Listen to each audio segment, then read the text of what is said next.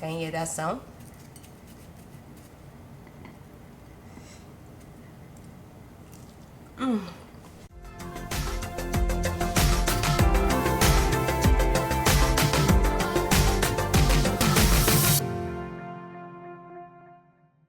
Come on in and welcome to my kitchen.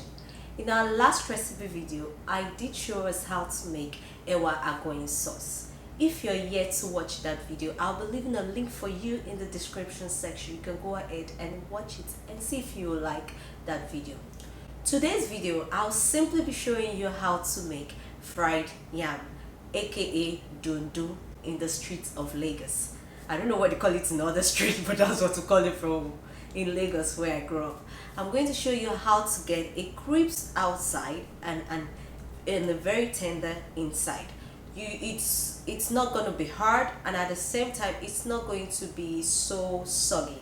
I'll show you the tips and tricks that I use in this kitchen to get my fried yam to be this way, and you can go ahead and try it in your kitchen. So without further ado, let's head onto the work table and start cooking. On the ingredients list, I have tomato mix, salt, yam sticks, chopped red onion, oil, and spice mix. For full detailed list, kindly check the description section. To get my yam stick, I simply peel the skin off the yam, then cut it into equal sized shapes for even frying time, and then transferred it into a bowl filled with water to prevent discoloration. After that, I gave it a good rinse, then added a generous amount of salt to start up the flavoring profile.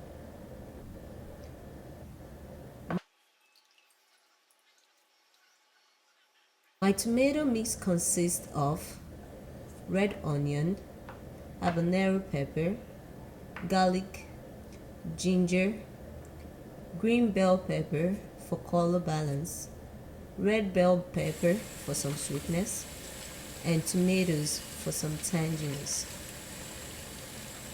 I washed and seeded out what needed it. I love to take out the juicy seed and some of the pits to reduce the frying time and also the tangy or acidic taste of tomatoes. Then I cut all into somewhat uniform chunks for roughly uniform chopping in the blender. I started with my onion because I would like to set some apart to flavor my oil when I start frying. I gave it a few pulls as shown.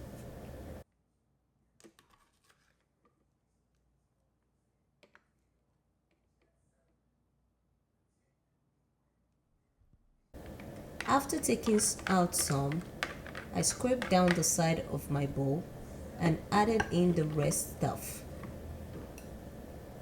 I like to add a handful of cilantro to help brighten the sauce. After a few pulls, I transferred it into a bowl. Before I started my yam and tomato mix prep, I had set a pot of water to come to a boil. Once it has come to a boil, I added the salt into it. You should be able to taste the salt when you give it a taste. This will enhance the natural taste of the yam. If not, it will be bland, just like pasta. It takes me about 10 minutes to get my desired yam texture. While that is going on, I started making my tomato sauce. I added my oil into a preheated pan, gave it a careful swirl to coat the wall, turning it into a non-stick surface.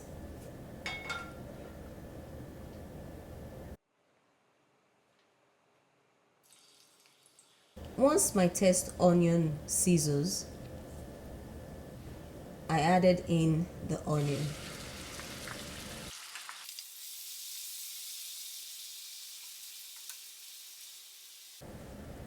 I like to add a pinch of salt to further bring out the onion flavor. You'll notice I love to build flavor as I cook.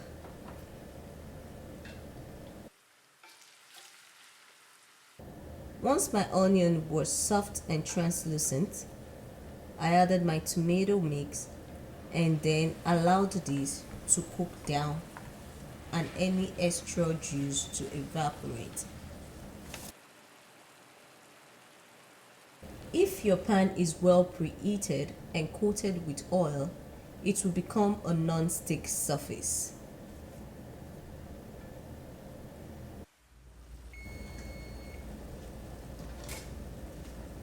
When ready, the yam should allow knife to pierce through. However, it should still retain its stick shape. If you notice that it breaks, it is probably overdone for this recipe method.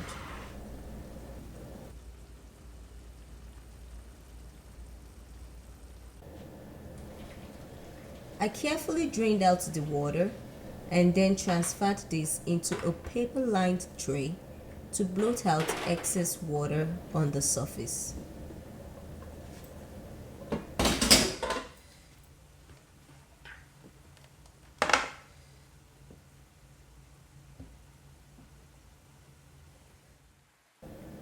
Once my tomato mix has cooked down a bit, I added my spice mix, stirred, and allowed this to continue to simmer under low to medium heat so as to build more flavor.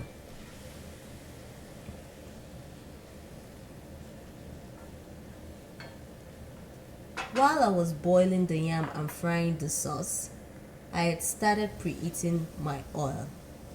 Once it is at least 375 degrees Fahrenheit, I carefully added my yam sticks and fried it. Once my desired color was achieved, I took it out. Let's fry another one for a detailed explanation. I try not to fry it more than 2 or 3 at a time. That way the high temperature of the oil will shock the body of the plant of the yam, and then it creeps it up and it doesn't soak up oil. You see, these bubbles show that it's still moist inside, but however, because of the high temperature you're using on the oil, you're going to get it crisp outside and then a tender inside. And I don't like my color to be, I like it just like white, pale yellow, or pale golden, if you get what I mean. And then I transfer this into a preheated oven at the lowest temperature. That's where I put it in, on the wire rack inside. I'll show you guys later. 1, 2, 3.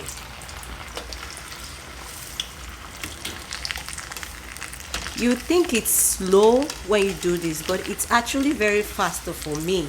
Instead of crowding my pot, and then my pot will now bring down the temperature of the oil, and then it becomes soggy and doesn't really have that crisp. So doing this little by little without crowding your pot, it's actually very more efficient for me, you know. It takes me about 30 seconds to 1 minute per each fries.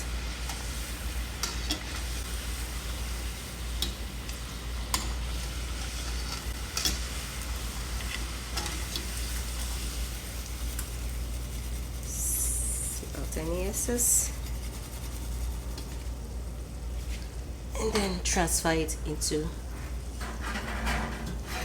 the wire rack. I want to point out something. Like my thermometer, the deep fry is around 375 degree, but it's okay if your oil drops down to about 360 350, but don't let it drop lower than that 350. You want your oil at that constant 350, between 350 375. And the reason why I stir most of the time is so that there will be even brownness, so one part doesn't get all the old brownness. Can you hear that sound? That's how crisp the outside is.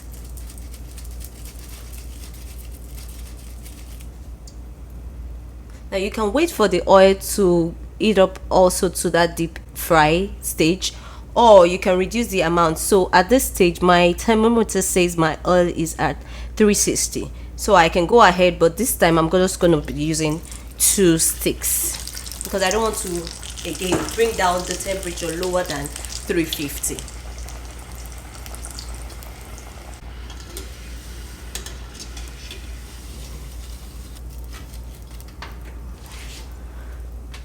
I'll use this to show you what will happen if you don't stir continuously, because this is a short duration kind of frying, so, and it's under very high heat. So if I just leave it this way and I don't stir at all, I'm going to show you how it will look.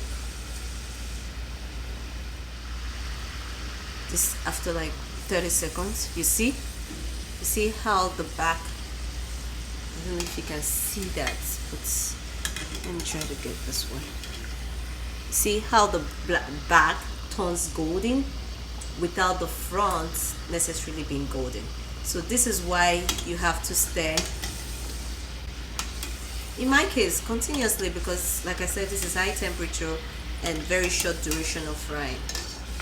And also, if you don't mind, if you want the color to be more brown than mine, you can leave it for more than the 1 minute, but keep stirring until it's evenly brown to your desired color. I'll just take this out. And that's the back.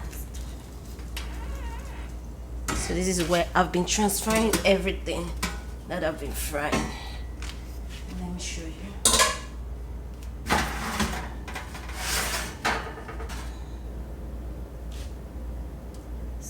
My sauce is also ready at this stage.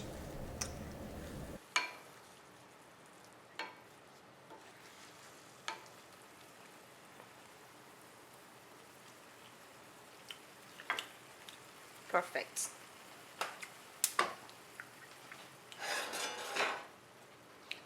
I beg you, let's have a taste. See how it looks? Evenly colored. Nice. Can you hear that sound? Let's go ahead and give this a taste.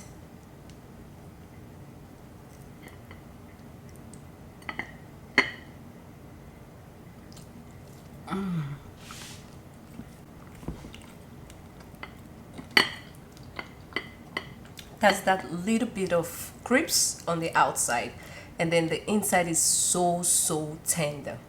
I hope you give this a try.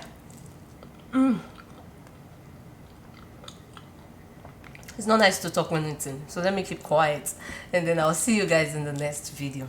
I can't wait to finish this. Try it and let me see what you think.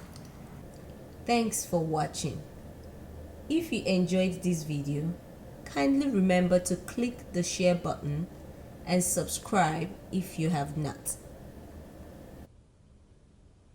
Until next time, let's learn and cook together. Bye-bye.